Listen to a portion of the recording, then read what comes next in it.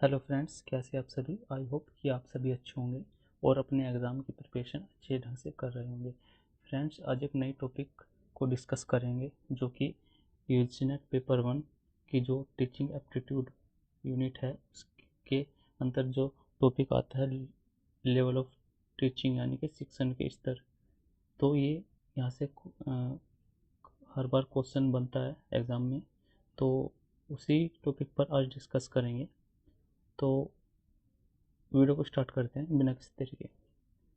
तो फ्रेंड्स, जो जैसे कि आप जानते हैं कि जो लेवल ऑफ टीचिंग है यानी कि शिक्षण के स्तर है वो तीन है। स्मृति यानी कि memory level and understanding level and reflective level. तो इन तीनों ही लेवल को आज डिस्कस करेंगे विद एग्जांपल और अंडरस्टैंडिंग यानी कि विद एग्जांपल के साथ, ताकि आपको एग्ज़ाम में आप अच्छे तरीके से इस कॉन्सेप्ट को समझ पाए और एग्ज़ाम में आप क्वेश्चन सही करें। ओके फ्रेंड्स, तो पहला लेवल है स्मृति स्तर, जिसको इंग्लिश में मेमोरी लेवल भी बोलते हैं। ओके फ्रेंड्स, तो चलो इसके बारे में जानते हैं। देखिए फ्रेंड्स, जो ये इस स्मृति लेवल होता है, ये सबसे निचला स्तर होता है। और आपने देखा होगा कि बच्चे जो रटंत वाली जो टेक्निक्स अपनाते हैं, कोई पहाड़े याद करते हैं या ABCD छोटे बच्चों के स्तर पर देखें तो वहाँ पर यही मेथड यूज़ होता है। तो इसमें देखें, इस स्तर पर छात्र तथ्य, परिभाषा और सूचनाओं को याद करते हैं, यानी कि इसमें जो फोकस होता है ओनली याद पर होता है। बच्चे को रटाया जाता है ओनली, उस पर कोई ये जिम्मेदारी नहीं होती कि कॉन्सेप्ट को सीखे या फिर वो उन पर विचार करे, मनन करे। इसमें केवल फोकस होता है जो सूचना या फिर डेफिनेशन वगैरह होती हैं, चीज़ों को केवल याद करना। ओके फ्रेंड्स, तो इन इस लेवल पर यही होता है। और नेक्स्ट है, जैसे कि उदाहरण के तौर पर देख सकते हैं, एक छात्र किसी भी विषय को तथ्य को याद करने या किसी पुस्तक की कहानी को दोहराने दोहरा सकता है, दोहराने की कोशिश करता है।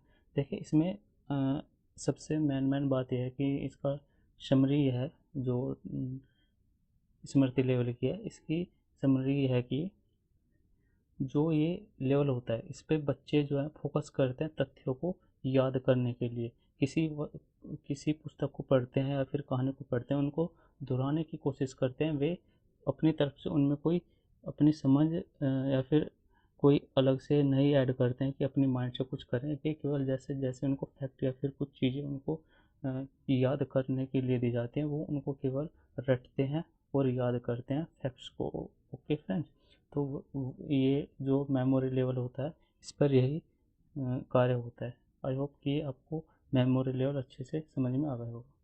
तो फ्रेंड्स, नेक्स्ट है बोध स्तर यानी कि अंडरस्टैंडिंग लेवल। ये जो सेकंड लेवल होता है ये उससे अपर लेवल को होता है, यानी कि जो स्मृति स्तर होता है उससे नेक्स्ट लेवल का जो अंडर ये लेवल होता है। तो इसको देखते हैं कि यह स्मृति के बाद का स्तर होता है। जैसे कि आप जानते हैं, इस स्तर पर छात्र याद किए गए तथ्यों के अर्थ और संबंध को समझने की कोशिश करते हैं। देखिए फ्रेंड्स, जो स्मृति लेवल होता है उसमें केवल जो फैक्ट्स होते हैं या फिर कुछ चीज़ें जो याद करने के लिए होती हैं उनको बस याद किया जाता है। लेकिन जो ये आपका ये सेकंड जो लेवल है, बोध स्तर जो यानी कि अंडरस्टैंडिंग लेवल होता है, उसमें तथ्यों के अर्थ को तो समझते हैं, उनके साथ साथ जो उनका रिलेशनशिप होता है उनको समझने की कोशिश, यानी कि अपने तरफ से कुछ एफर्ट्स लगाते हैं, उनको संबंध को समझने की कोशिश करते हैं। और वे अपने आप को सोचते हैं कि हम उनको व्याख्या करें, कि थोड़ा अनुमान लगाएं, यानी कि अपनी तरफ से थोड़े एफर्ट्स लगाएं। वे केवल न उसको रटें बल्कि उसमें एक संबंध या फिर व्याख्या करने की भी कोशिश करें। तो ये नेक्स्ट लेवल होता है जो कि टीचिंग लर्निंग जो टीचिंग लेवल होता है उसको सेकंड लेवल होता है। ओके फ्रेंड्स, और उदाहरण देखिए, उदाहरण के लिए आप कह सकते हैं एक छात्र किसी विषय की अवधारणाओं को समझने या किसी पुस्तक को कहानी के पीछे अर्थ को समझने की कोशिश करता है। देखिए, जो स्मृति लेवल होता है उसमें केवल जो पुस्तक होती है, कहानी होती है, उसको केवल याद करने पर फोकस होता है। लेकिन जो ये सेकंड लेवल होता है उसमें क्या होता है कि जो कहानी होती है वो उनका जो अर्थ होता है उनको समझने की भी कोशिश करता है, अपनी तरफ से उनको समझने की कोशिश करता है और उनको व्याख्या करने और थोड़ी तुलना करने में अपनी तरफ से कोशिश करता है। ओके फ्रेंड्स, तो नेक्स्ट लेवल जो है चिंतनशील स्तर यानी कि रिफ्लेक्टिव लेवल। फ्रेंड्स, ये एक सबसे हाईएस्ट लेवल होता है शिक्षण का, जो कि ये शिक्षण का उच्चतम स्तर होता है, जैसा कि यानी कि इसको इंग्लिश में रिफ्लेक्टिव लेवल भी बोलते हैं। ओके फ्रेंड्स, तो इसमें क्या होता है, यह शिक्षण का उच्चतम स्तर होता है और इस स्तर पर छात्र जानकारी का विश्लेषण करते हैं, आलोचनात्मक रूप से सोचते हैं और नए ज्ञान का निर्माण करते हैं। देखें, अब आपको ये जो थोड़ा जो स्मृति लेवल होता है वो तो अलग ही होता है, जो निम्न स्तर का, लेकिन जो बोध स्तर और चिंतनशील यानी कि ये दो स्तर जो सेकंड और थर्ड होते हैं, इनमें बच्चे अक्सर कंफ्यूज होते हैं। देखिए, जो चिंतनशील स्तर होता है, इसके जो कीवर्ड्स हैं उनको नोट कर लिए आप, वो तो बेस्ट होगा।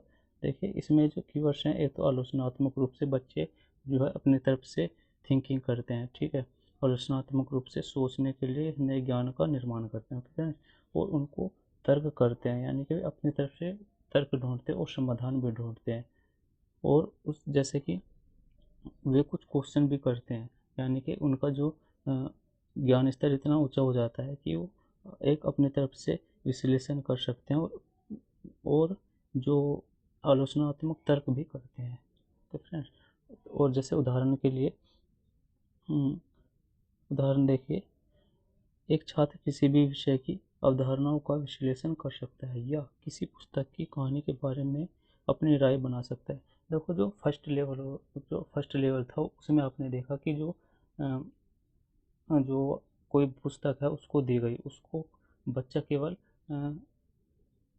रटने पर फोकस करता था, और जो सेकंड लेवल था उसमें थोड़ा उनमें संबंध ढूंढने और तुलना करने की जो कंडीशन थी उसमें थोड़ा और तर्क लगाना, मतलब और थोड़ा लेवल अप हुआ। लेकिन जो ये रिफ्लेक्टिव लेवल होता है, इसमें बच्चा अपनी तरफ से भी कुछ जो अपनी राय होता है या अपने थॉट्स होते हैं उनको ऐड करने के लेवल पर पहुंच जाता है, वो अपनी तरफ से भी काफ़ी कुछ ऐड करने की स्टेज में होता है।